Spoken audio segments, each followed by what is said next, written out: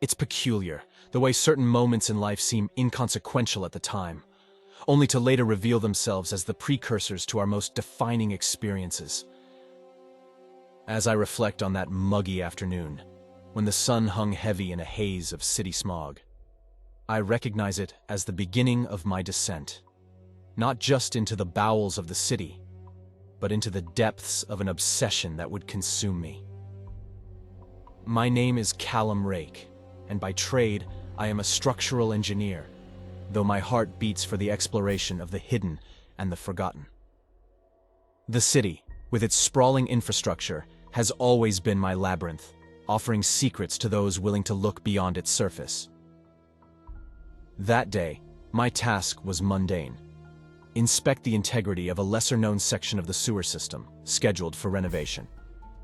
Dressed in the requisite safety gear, I descended into the Undercity, my headlamp cutting a solitary beam through the darkness.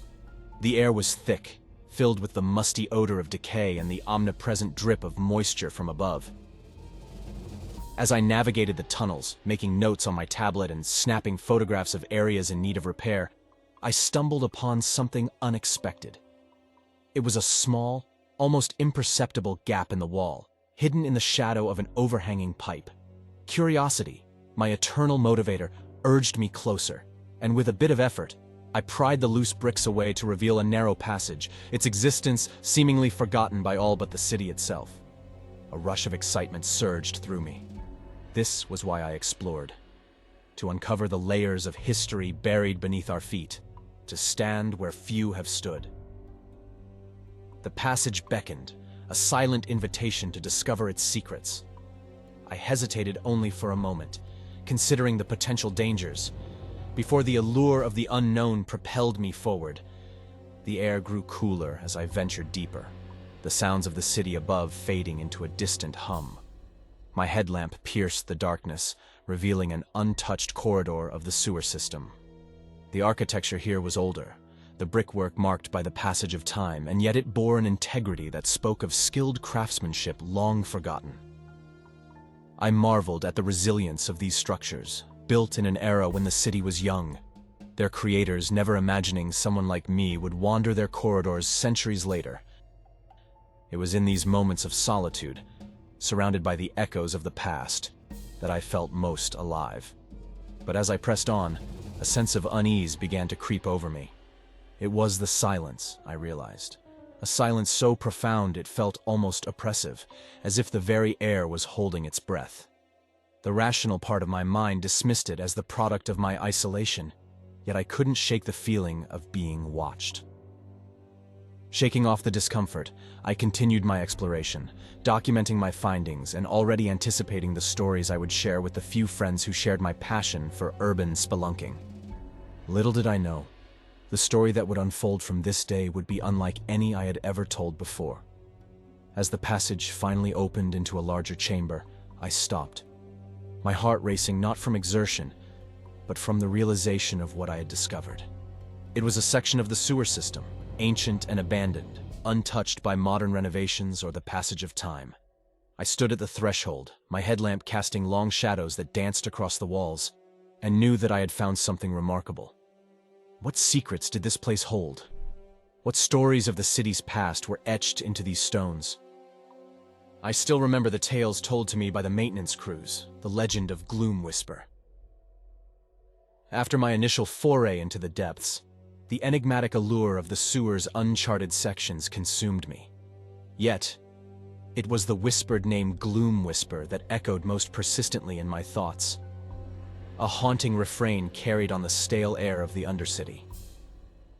One evening, under the dim glow of the break room's flickering lights, I found myself encircled by a group of the maintenance crew workers, their faces etched with the marks of the city's underbelly. It was here, amidst the clatter of tools and the smell of strong coffee, that I broached the subject of Gloomwhisper, my voice tinged with a curiosity that bordered on obsession. The reaction was immediate and visceral, a shared look that passed among the men, a mix of amusement and something else, perhaps caution. They launched into tales, each story more outlandish than the last, painting a picture of a creature not just of shadow, but of substance. Hairy, they said, with matted fur that seemed to absorb the light, leaving behind nothing but darkness. As the stories grew in fervor, I felt a chill that had little to do with the drafty room. The descriptions of Gloomwhisper, with its thick, tangled fur and eyes that gleamed from the depths, stirred something primal within me. For a moment, I allowed the fear to show, my gaze flickering towards the door as if expecting the creature to step out from the shadows. Laughter broke the spell, a roaring, jovial sound that filled the room and echoed off the walls. The workers slapped their knees, pointing at the expression that had crossed my face. "Got him good," one exclaimed, as the others nodded in agreement, their earlier caution dissolved in the shared mirth of the moment. "It's just a story, mate," another added, wiping tears of laughter from his eyes. "A tale to scare the new guys. Keep them on their toes down there." The laughter faded, but the warmth of the camaraderie remained. Yet, as I joined in the laughter, a part of me couldn't shake the vividness of the tales, the consistency of the descriptions. Could such a detailed legend be born solely from jest? The thought lingered as I prepared for my next descent into the sewers. The image of Gloomwhisper's matted, shadowy form imprinted on my mind. Despite the workers' assurances, the legend had taken root, a seed of doubt that sprouted into a relentless drive to uncover the truth. Was Gloomwhisper real? A creature of hair and shadow lurking beneath the city? Or was it merely a figment of collective imagination? A story told and retold until it assumed the weight of truth. Armed with my headlamp and a determination to find answers, I stepped once again into the darkness, the laughter of the workers a fading echo behind me. The sewers awaited, a realm of shadow and uncertainty where legend and reality blurred. And somewhere in that darkness, whether figment or flesh, Gloomwhisper waited. The descent back into the sewers felt different this time. Armed with the knowledge of the Gloomwhisper legend, each step into the depths carried a weight of apprehension that had not been there before. My headlamp, a beacon in the unyielding darkness, seemed less reassuring, its light barely piercing the thick shadows that clung to the ancient brickwork like a second skin. The air was colder now, or so it seemed to me, laden with a dampness that seeped into my bones and a silence so profound it pressed against my ears with an almost physical force. The usual sounds of water dripping and the distant rumble of the city above were muted, as if the sewers themselves were holding their breath, waiting for something to break the stillness. I moved cautiously, my senses heightened to every sound, every shift in the shadows. The legend of Gloomwhisper played over in my mind, a relentless loop that fueled my imagination and heightened my fear. Every rustle or splash in the distance made my heart race, my mind conjuring images of the creature lurking just beyond the reach of my light. Despite my trepidation, the allure of the unknown drove me forward. The sewer system unfolded before me like a dark, twisted maze, its corridors branching off in all directions, leading to forgotten chambers and hidden passages. The architecture here was a testament to a bygone era, the brickwork intricate and oddly beautiful in its decay. But the beauty was marred by a sense of desolation, a feeling of abandonment that hung in the air like a shroud. As I ventured deeper, the narrow beam of my headlamp illuminated curious symbols etched into the walls, their meanings lost to time. Were they the marks of those who had built this place, or something more sinister? The thought sent a shiver down my spine, the darkness seeming to close in around me with each step. The further I traveled, the more the atmosphere changed. The air grew thick, filled with an earthy scent that was not entirely unpleasant but carried with it a hint of something rotting, something decayed. It was here, in the deepest reaches of the sewers, that the legend felt most real, the shadows teeming with unseen threats. I found myself listening for the growl of Gloomwhisper, straining my ears for the sound of its twisted limbs moving through the water. The silence became oppressive, a weight that bore down on me, suffocating in its intensity. It was as if the sewers were alive, a living entity that watched and waited, its breath a whisper against my skin. The sensation of being watched grew stronger with every step, a prickling on the back of my neck that I could not shake. I spun around, my headlamp slicing through the darkness, but there was nothing there, only the empty tunnels stretching out into the blackness. And then, without warning, the silence was shattered. A sound, low and guttural, echoed through the corridors, a sound that seemed to come from everywhere and nowhere. My blood ran cold, the legend of Gloomwhisper crashing into reality with a force that left me breathless. The growl reverberated off the walls, a menacing promise of something ancient and malevolent lurking in the shadows. I stood frozen, caught between the urge to flee and the desire to confront whatever lay in the darkness. But as quickly as it had come, the sound faded, leaving behind a silence that was somehow even more terrifying in its emptiness. The realization that I was far from alone in the depths of the sewers was a chilling revelation, one that filled me with a dread unlike any I had ever known. Yet, even as fear threatened to overwhelm me, my curiosity burned brighter, driving me deeper into the heart of the darkness. For what lay in the shadows was not just the stuff of legend, but a mystery that called to me, a challenge that I could not ignore.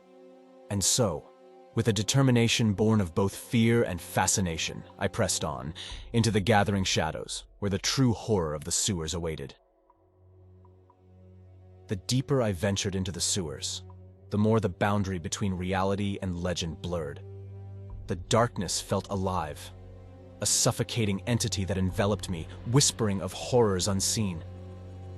My headlamp, once a beacon of security, now seemed feeble against the oppressive blackness that swallowed its light, rendering the shadows thicker, more animate. The air turned colder, a chill that seeped into my very marrow, as if the sewer itself sought to leach the warmth from my body. The silence was broken only by the sound of my own breathing, ragged and loud in my ears, and the steady drip, drip, drip of water, each drop a heartbeat in the tomb-like quiet. I could not shake the feeling of being followed. Several times I stopped, heart pounding, certain I would catch the glow of Gloomwhisper's eyes in my light or hear the slosh of its movements through the water. But each time, there was nothing, only the echo of my own steps, distorted and strange, as if someone or something walked beside me. Then, without warning, the silence shattered. A growl, deeper and closer than before, reverberated through the tunnels, a sound so primal it struck a chord of fear deep within me. It was answered by another and then another, a chorus of growls that seemed to come from all directions, enclosing me in an auditory cage of terror. Panic set in, a primal urge to flee overwhelming my senses. But where could I run?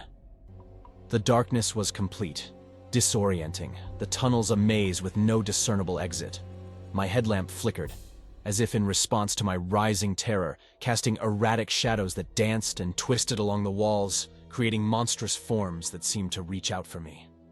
I pressed on, driven by a desperate hope of escape. My footsteps hurried and loud in the unnerving quiet that followed the growls. The sound of water rushing grew louder, guiding me toward what I hoped was the way out. But the tunnels seemed to narrow, the ceilings pressing down, the walls closing in, as if the sewer itself conspired to keep me trapped within its depths. Suddenly, a splash echoed behind me, distinct and deliberate, as if something had stepped into the water. I spun around, headlamp cutting through the darkness, but saw nothing. My mind raced, terror and logic warring within me. The splashes continued, each one closer than the last, a stalking rhythm that matched my own frantic heartbeat. I ran, the sound of my own splashing steps indistinguishable from those that pursued me.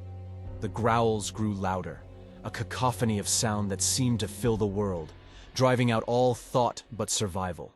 In my panic, I barely noticed the light ahead, a faint glimmer that spoke of the surface, of escape. I surged toward it, every fiber of my being focused on reaching that salvation. The splashing behind me grew more frantic, as if the creature sensed my impending escape and redoubled its pursuit. With a final burst of energy, I reached the light, emerging from the sewers into the night. The cool air of the surface world was a balm to my senses. The city sounds a welcome return to reality. I collapsed at the edge of the sewer entrance, gasping for breath, my heart pounding in my chest. As I looked back into the darkness I had fled, the growls faded, replaced once more by the oppressive silence of the sewers. There was no sign of the creature, no glowing eyes or twisted form, only the black, yawning mouth of the tunnel. I had escaped, but the terror of the experience clung to me, a reminder of the fine line between legend and reality. Gloomwhisper, whether a creature of flesh or a manifestation of fear, had marked me, its presence a shadow that would linger in the corners of my mind, whispering of the horrors that dwell in the depths, unseen but ever waiting. The sewers had revealed their secret, a horror beyond comprehension, a legend made flesh. As I made my way back to the world of light and life, I knew I could never forget the echoes of the beast that dwelled in the darkness, nor ignore the primal fear it had awakened within me.